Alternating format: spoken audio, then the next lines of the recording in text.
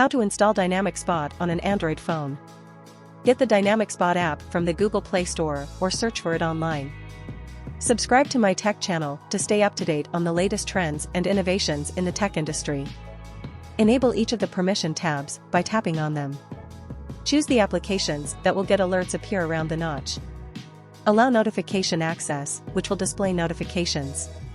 Customize the pop-up settings to display alerts in a manner similar to Dynamic Island on iPhone 14 Pro models. The software also includes additional special features that allow you to tap to start apps, get the app to operate on the lock screen, prevent system pop-ups, and move them all to Dynamic Spot. iPhone Dynamic Island. When you unlock your iPhone, the Dynamic Island displays. You can monitor notifications and current activity in progress on the home screen or in any app.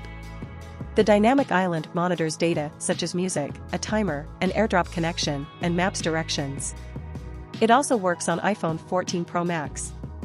By subscribing, you'll have access to exclusive content and expert insights that will help you stay ahead of the curve.